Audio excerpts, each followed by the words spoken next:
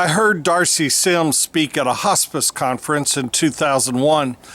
Although I've been trying to tell my stories, this is her story from the notes I found last week.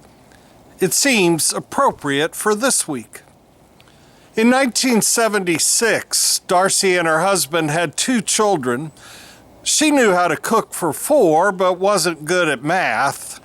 They rounded up from the American dream of 1.6 kids. Suddenly, there was an immediate change of life, a diagnosis. It was a malignant brain tumor on their son. At the hospital, the doctor said there was nothing they could do, no operation or treatment. Then the doctor said this, "Just go home, and when he's dead, we'll call you." In those days, there was no hospice, no care for the dying. Just go home, and when he's dead, we'll call you.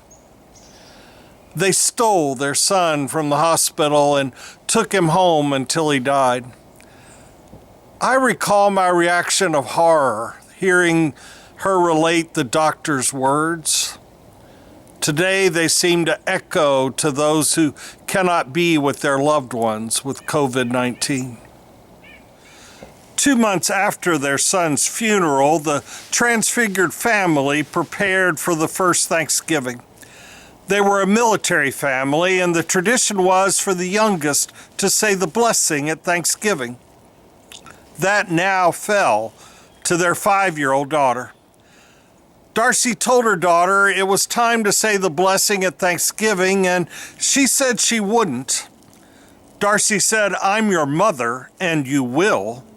She said, "I'm 5, and I won't."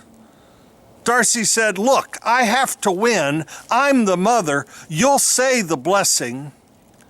She said she wouldn't, and this went on until Thanksgiving Day.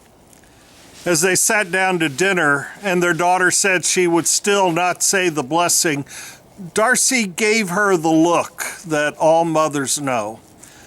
She then agreed to say the blessing, but at dessert. After the meal, when it was time to serve the pie, the 5-year-old daughter said she wanted them to hold hands like the Waltons. When her husband asked, "Why do we have to hold hands? I don't even like the Waltons," Darcy said, "Quiet, we're winning." It was then that her daughter said this blessing, "Thanks, God, for the little while."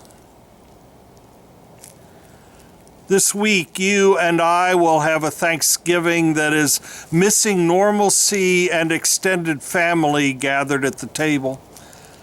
As we grieve our losses this year, I invite you to remember those whose Thanksgiving table is changed in every year to come by the absence of loved ones.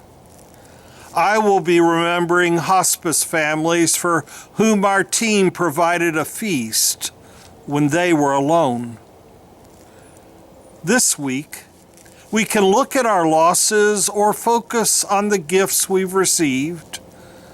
We can join a 5-year-old praying over pie, "Thanks, God, for the little while."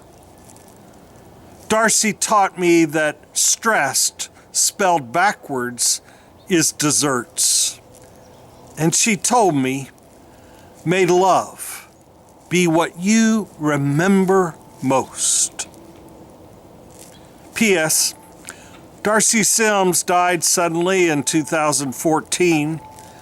I found her poem, "For That I Am Thankful," on the Compassionate Friends blog. It speaks to me. I pray it speaks to you this week.